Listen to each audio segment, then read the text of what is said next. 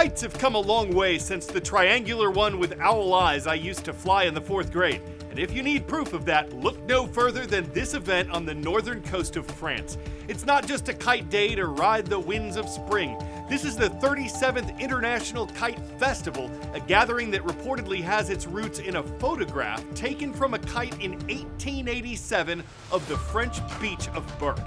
The modern-day event dates back to 1987. For a week in mid-April, scores of people come here tethered to colorful creations that sail the skies and likely originated in China over 2,000 years ago. More than one person here said the festival made him feel like a big kid playing with toys again. A simple pleasure that brings people together and lets their hearts soar near sand and sea.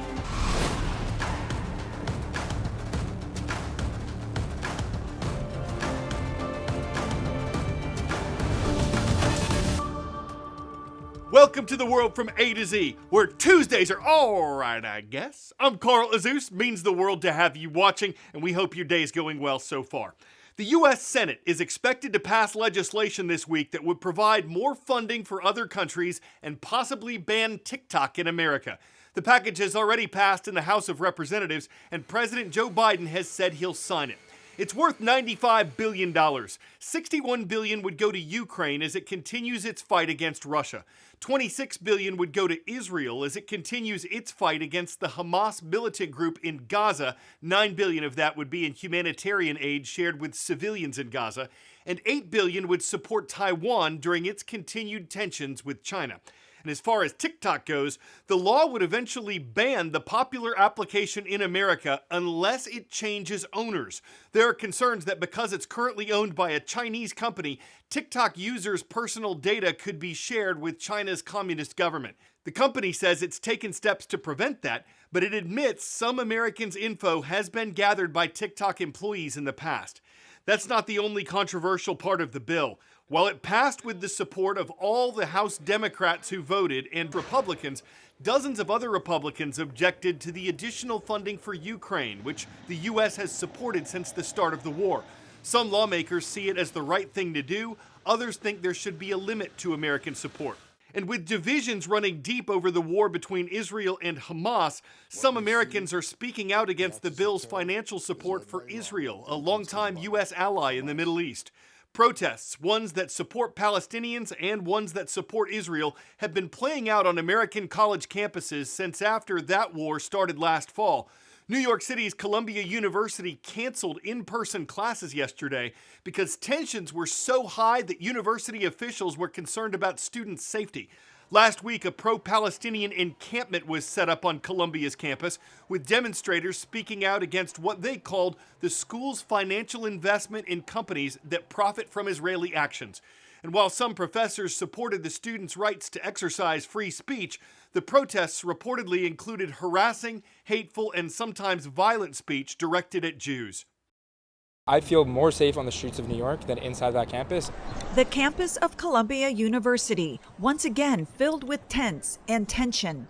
An encampment of mainly pro-Palestinian supporters dismantled by authorities last week is back, and NYPD is saying their options are limited at the private college. Absent some ongoing crime, we cannot just go on the Columbia campus as we see fit.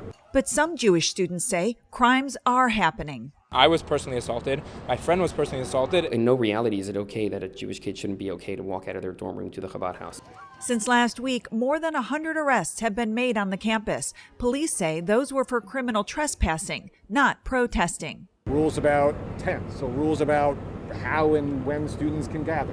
Those are university rules, right? We are not the enforcers of those rules. Similar demonstrations are now expanding out to other schools like Boston's Emerson College and MIT and Yale, where dozens of arrests were made Monday morning for criminal trespassing, according to New Haven, Connecticut police. NYPD says it's offering a Safe Corridors program around Columbia, where additional officers are stationed along certain routes. We have to respect people's First Amendment rights. However, if you cross that line and commit a crime, the NYPD will respond accordingly. I'm Laura Aguirre reporting. On this date in world history. Attention, class! This was the date in 1635 when that could have been spoken for the first time in America. The Boston Latin School, a college prep school, was established for boys only on April 23rd. It was the first public school in America, and its students included folks like Samuel Adams, John Hancock, and Ben Franklin, though he reportedly dropped out because his family couldn't afford it. April 23rd, 1985 marked the start of an infamous marketing mistake. The Coca-Cola Company retired its signature soft drink formula and launched New Coke in an effort to compete more with rival Pepsi. But New Coke fell flat because, well, people didn't like it, and the backlash was so strong that the company re-released Coca-Cola Classic less than 3 months later, and the whole fiasco generated so much publicity that it ultimately strengthened Coke's position as the king of soft drink companies. Here we are, one of the elephants. And this was the date in 2005 when the first YouTube video was published. The simple clip by company co-founder Javed Karim has gotten more than 317 million views and stands as a piece of internet history. Word of knowledge. Takotsubo cardiomyopathy is another term for what condition? Acid reflux, heart palpitations, hardening of the arteries, broken heart syndrome. Usually temporary and brought on by high emotions and high stress, Takotsubo cardiomyopathy can describe a form of broken heart syndrome.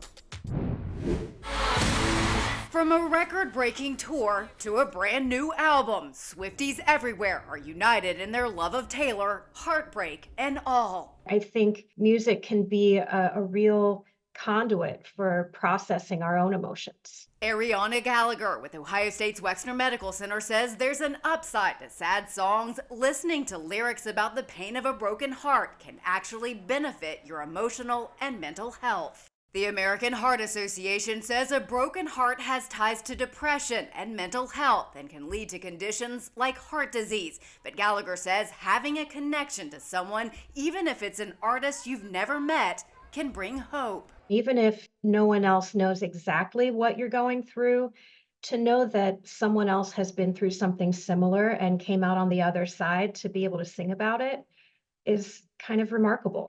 A good cry can release feel-good endorphins and boost mental health, but holding back emotions may hinder your ability to have positive feelings. Gallagher says letting it all out can help you navigate those emotions. To notice that relief on the other side of it when you have sort of gotten through it and you start to notice some other feelings rising to the surface, it's almost like a fever breaks.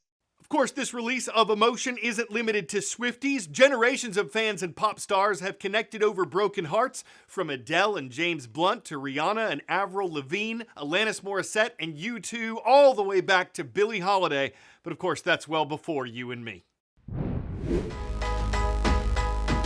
Taking a moment now to recognize the world's best viewers. We've got Mrs. Abbott's class with us today, watching from Northeast Career and Technical Academy. It's in North Las Vegas, Nevada. We've got Mr. Hunter's class in the Lone Star State of Texas. Odessa Career and Early Technical College High School is online in Odessa. And last but certainly not least, it's great to see Mrs. Aubuchon's class watching at St. Clair Catholic School in North Palm Beach, Florida.